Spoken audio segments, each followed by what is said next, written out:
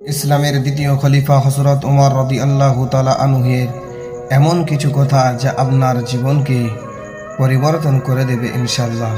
ইসলামের সুশীতল ছায়া আরব পেরিয়ে তীর তীর করে ছড়িয়ে পড়েছে সিরিয়া, ইরান এবং রোম পর্যন্ত।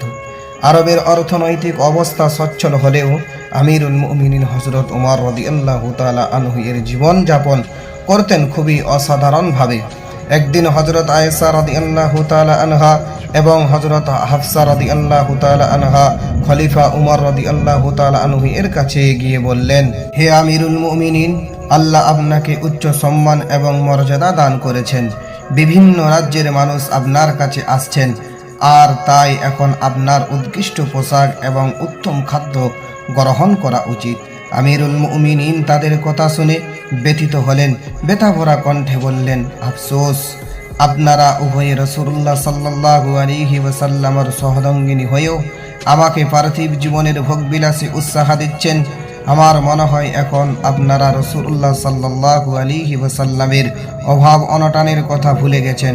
আল্লাহর কসম, আমি তারই অনুসরণ করব যিনি আমাকে সত্যের পথ দেখিয়েছেন, যেন আমি আখিরাতে শান্তি অর্জন করতে পারি।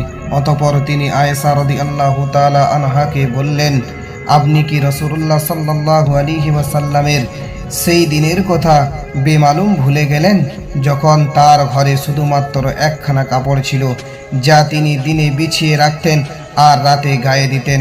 সুবহানাল্লাহ। অথবা ইবনে ফারকাদ রাদিয়াল্লাহু তাআলা আনহু একদিন খলিফার কাছে এসে দেখলেন খলিফা খুব কষ্ট করে বাসি গোশত আর শুকনো রুটি খাচ্ছেন।